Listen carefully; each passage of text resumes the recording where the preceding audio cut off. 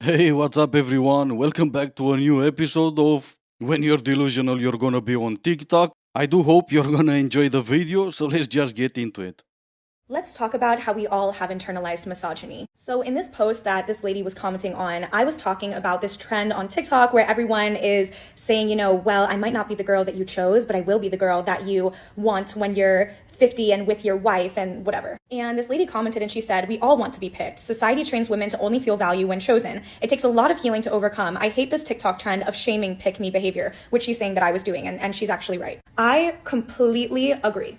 I was not intending to shame pick me behavior, but unintentionally I was. And the truth is that there is a inner misogynist within all of us as women. We are raised and conditioned in this patriarchal society to beg to be chosen. Now, women do that on different levels. So some women are literally verbally begging to be chosen, such as this TikTok trend, or some women more subtly do this. But until a woman really actively deepens into her core and decenters men from her life, and I recommend a period of celibacy to really fast out that part of you that caters to and relies on male validation for self-sufficiency and feeling fulfilled in your life. But the truth is that we shouldn't shame pick me behavior. I think that it's important to nip it in the bud when it comes up, which is what I was attempting to do, which was just saying, cut it out, stop this pick me behavior. It's not okay. You cannot put yourself and put other women down. I don't like when pick me behavior puts other women down. That's what I really don't like, because a lot of times pick me behavior just engages with that individual man. So you're just, a man doesn't want to be with you and you're trying so bad to,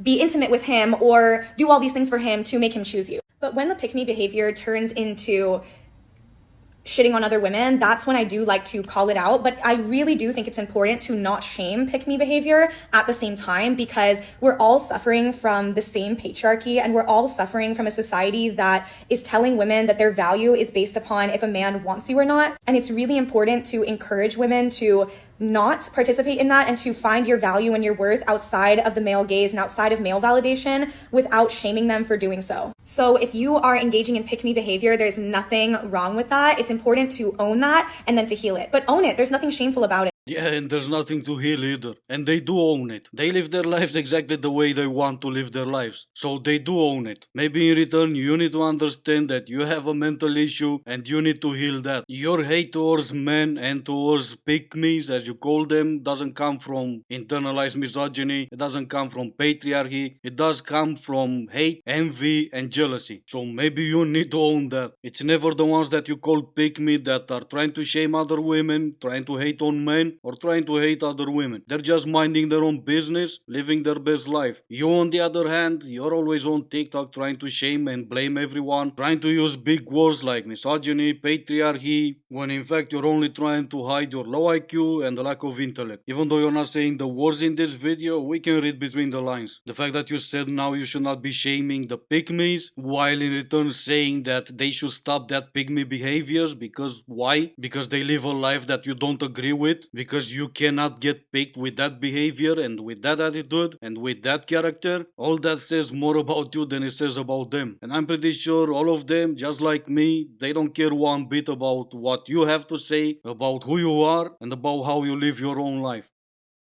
Okay, so as previously reported, I am not dating anyone right now. I'm not entertaining anyone right now. And I feel like any moment I've had where I just peek my head out, just peek my head outside really quick just to see what's possibly happening out there. The universe laces up her black Air Force Ones, double knots them for extra security, and then just bops me over the fucking head, as hard as she can. Okay, so explain to me how someone who I have previously conversed with, okay, in a flirtatious manner, reaches out to me on Instagram and is like, yo, I have been meaning to make something happen with you. We should hang out. And I'm like, we should hang out. Here's my number. We're talking, we're conversing. We say we're going to hang out last Friday. Man turns into a phantom. Haven't heard from him since. And I'm like, sir, you pursued me. You woke up and you chose to tap your little thumbs on your fucking phone, probably cracked iPhone screen, to say, hey, we should hang out sometime. And now I'm the clown?